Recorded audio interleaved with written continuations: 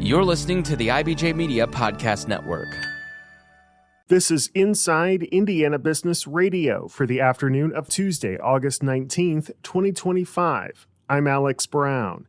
A new program at Riley Hospital for Children in Indianapolis is helping Hoosiers with intellectual and developmental disabilities learn job skills through hands-on training. Megan Stevenson is director of the Erskine Green Training Institute, which expanded this year from Muncie to Indy. A big purpose is to build skills, to develop skills, to create a better foundation. So when our students leave our program and go find employment, that they have skills that can be generalized to other environments and other jobs.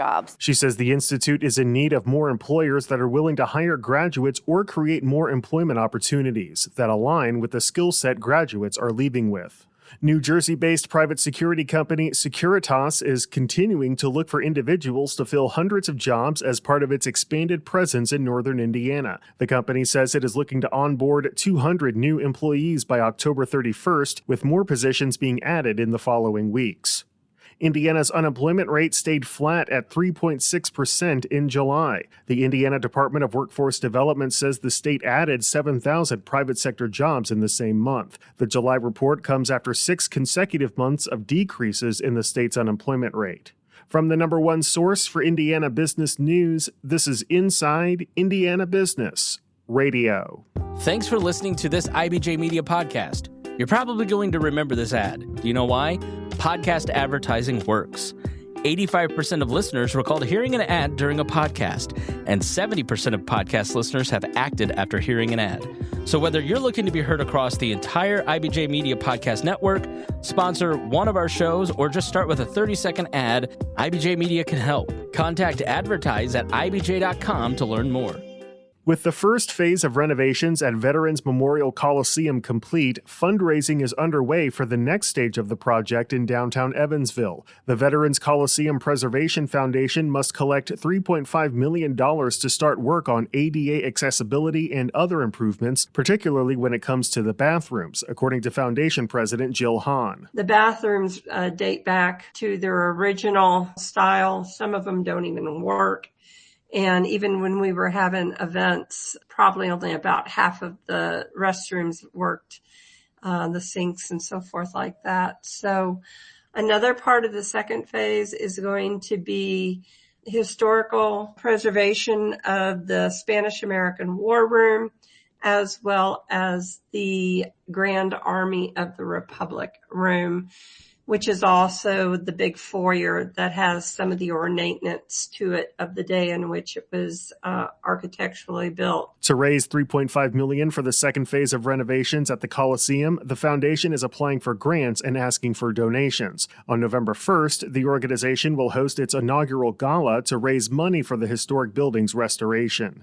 Health insurance and Medicare broker Independent Senior Insurance has opened its new location in Carlisle, the firm announced Monday. The firm said the new office features meeting spaces and enhanced accessibility to serve the needs of Medicare clients. The office underwent a $1.2 million renovation led by Myers Construction after most recently serving as the site of Noah's Animal Hospital. Independent Senior Insurance, incorporated in 2010, has another location in Indianapolis. The agency offers Medicare plan comparisons, enrollment support, and ongoing client assistance at no cost to clients.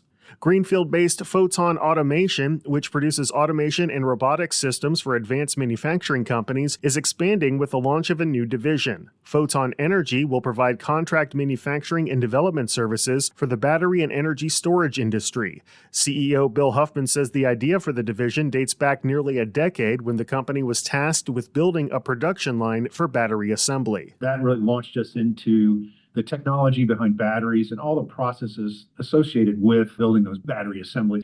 I mean, if you're tasked with building the equipment that builds the battery, you have a very good understanding of what goes into that process. Photon Automation currently employs 43 people in Greenfield, and Huffman says the company is prepared to add more jobs as the Photon Energy division grows. Noblesville Mayor Chris Jensen is this week's guest on the Business and Beyond podcast with Gary Dick, presented by PNC, a weekly conversation with high-profile Hoosiers in business, sports and entertainment, and beyond. Available now on the IBJ Media app or your favorite podcast provider. I'm Alex Brown for Inside Indiana Business Radio on Demand. You know, the economy and the market are in a hairy place these days. It's up a lot, it's down a lot, it's sideways, and it seems on the hour there's breaking news coming out of all areas of the country. How do you get your head around that? How do you not go crazy in the process? I'm Peter Dunn. You may know me as Pete the Planner, IBJ columnist, and my job for years has been to help you understand your financial life better in context with everything else going on. So, what am I encouraging you to do? Well, listen to the Pete the Planner Show. Yeah, it's a podcast. You can get it wherever you get your podcasts, or simply listen at ibjpodcasts.com. On the go? So are we. Get the IBJ Media app, your all-in-one news source for Indiana business news. Get breaking news alerts, read every story from IBJ, Inside Indiana Business, and the Indiana Lawyer, and listen to your favorite podcasts all in one place. Big news, small screen. Search IBJ Media and download the app today.